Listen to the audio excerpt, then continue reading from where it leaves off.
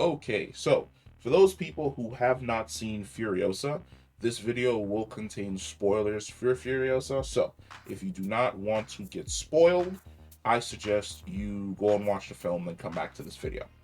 Now, we have to talk about Chris Hemsworth's character of Dr. Dementus. Because I am not kidding when I say this might just be the greatest and most complex character that Chris Hemsworth has ever played on screen.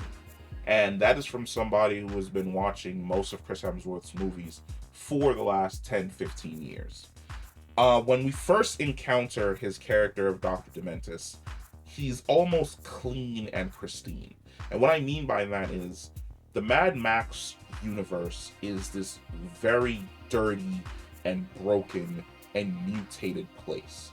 One of the reasons why Furiosa as a child is kidnapped is because she looks like a clean human. I forgot the terminology they use for human beings that are essentially not affected or changed and broken in some way by the wasteland, where they don't have any type of mutations or scarring or blackened and broken teeth and blistered skin. They look normal. And normal in the wasteland is an oddity, which is one of the reasons why his men kidnap her and take her away. Of course, they also want to know the information about or should I say, take the information about the green place back to Dementus. But the child in and of itself interested them. When she's brought before him, he's wearing this white sheet. And the white sheet is clean. Funny enough, the white sheet ends up becoming the cape slash cloak that he wears for a good part of the film going forward. And he looks almost like a normal human. He looks better than the other men that he surrounds himself with, who have all of this mutational scarring on their face, or their teeth have rotted, or their skin is scabrous and falling off. He looks like one of the men that would have lived in the tribe that Furiosa is initially from. And he almost seems kind. Now, there's a rage there, of course. His men are absolutely terrified of him because he is a warlord.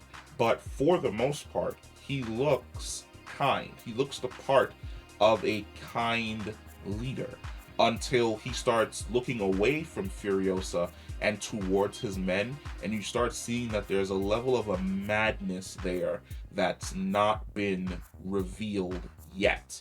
Now, of course, the situation happens where Furiosa's mother comes. She takes Furiosa back and they attempt to run away until they realize that they're essentially being hunted in some way, shape, or form by Dementus.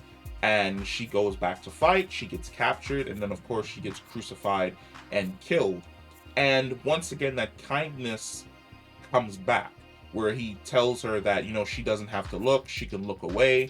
He attempts to give her the teddy bear that he said belonged to his little ones. And I want to focus on the whole belonging to his little ones thing, because that's actually going to come back and be a major part of his character's progression, or should I say descent, into absolute fucking madness.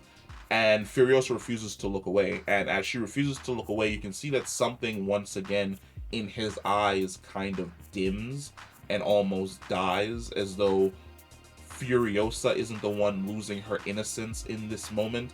He's losing his innocence in this moment. And it was one of the things that actually struck me. And I honestly wanted to spend more time with the character, but of course we got transitions as he continues to build his army of this motorcycle gang that's just roaming across the wastelands, conquering and taking whatever it wants. He runs into Immorten Joe, he loses, and he decides, you know what, I can't storm the citadel because I don't have ladders, I don't have grappling hooks, I don't have that type of stuff, but what I can do is take Gastown.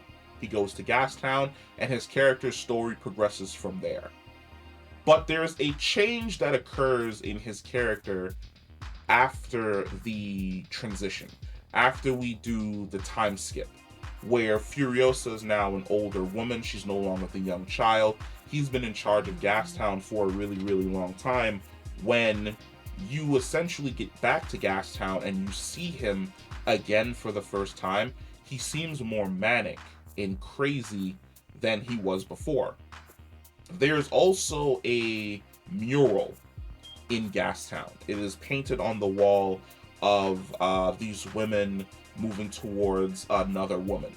And the person who owned Gastown before him was painting it from a picture that was essentially in a book. When we first see the picture, it's almost done. I would say it's damn near done.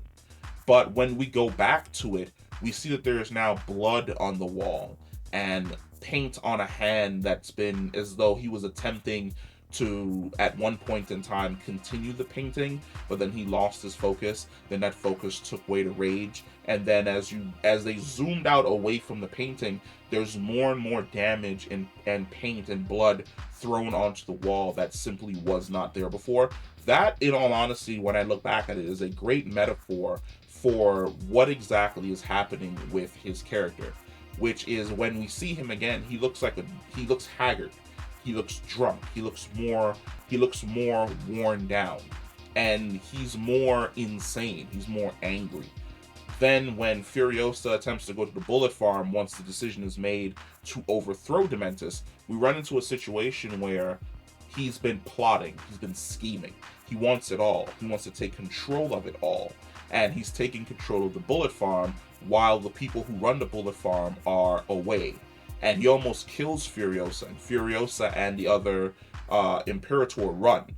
And they get captured out in the desert. And he gives them a choice, which is, hey, you guys can kill each other or you can watch each other die. So he strings Furiosa up by her busted arm. And he straps the other Imperator by his hands to the back of a car. And the idea is he's going to run behind the car until he gets tired, then he's going to fall, then the car is going to drag him and continue dragging him until he essentially dies. But the focus isn't on the brutality.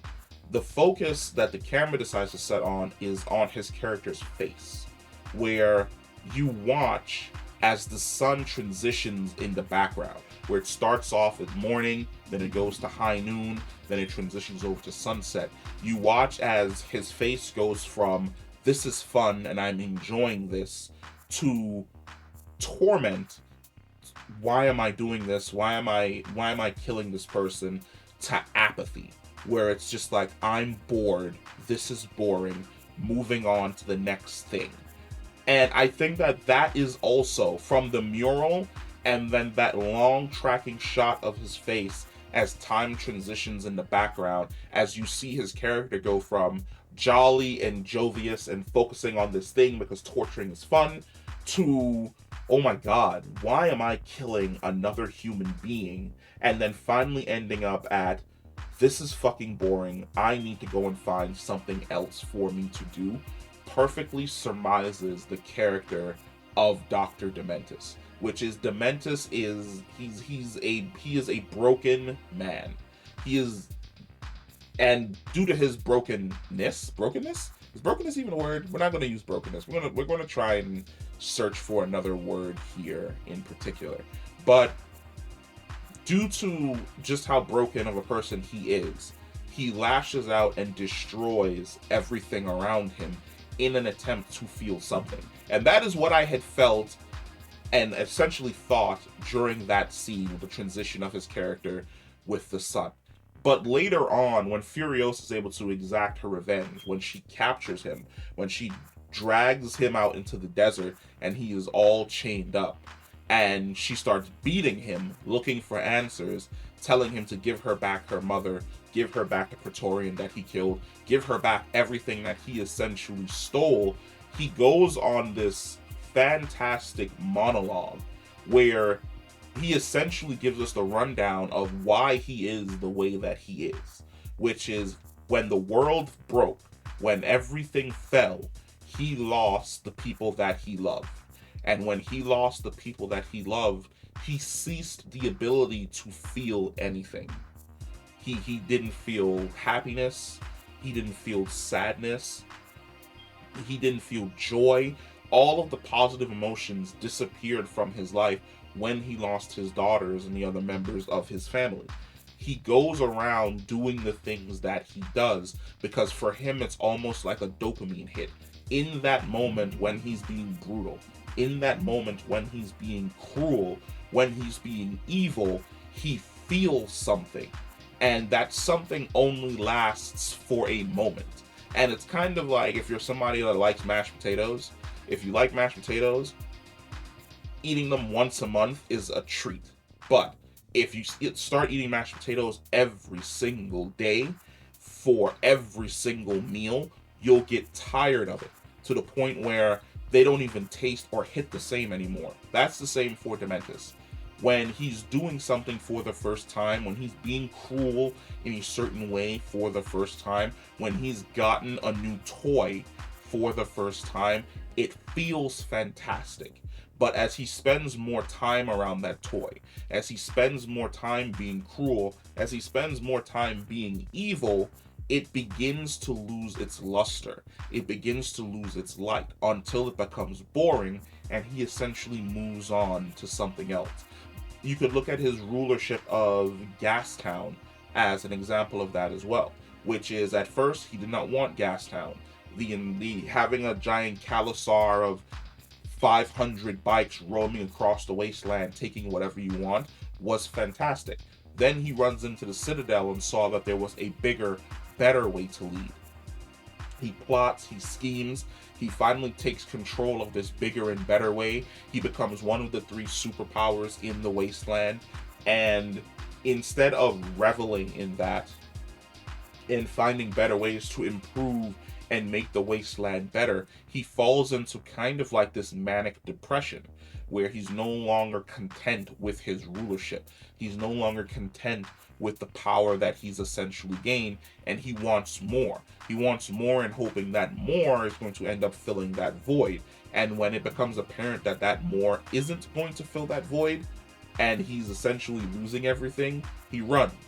He runs away in an attempt to basically start all over again someplace else, because the idea of new, the idea of starting over and having new experiences is a lot better than essentially fighting and dying for an experience that he's essentially grown bored of.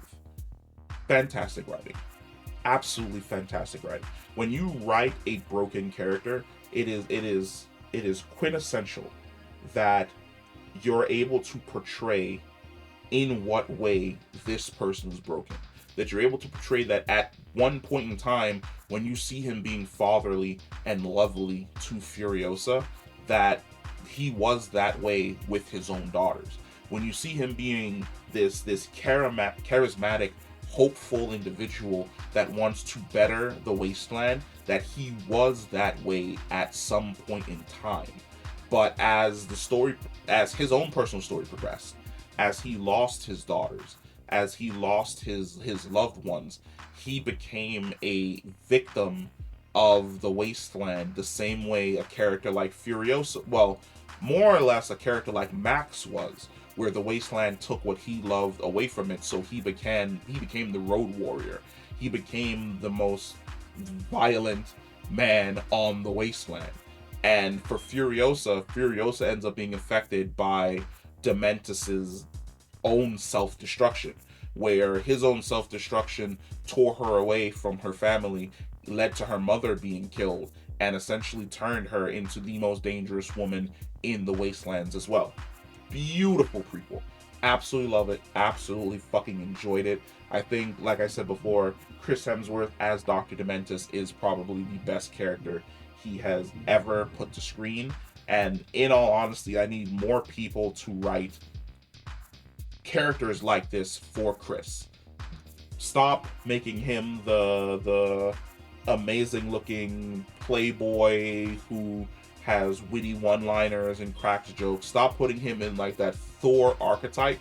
Start giving him roles outside of that bubble, outside of that box that you chose to put him in, and he is absolutely 100% going to shine. But let me know what you thought about Furiosa. Let me know what you think about Dr. Dementus.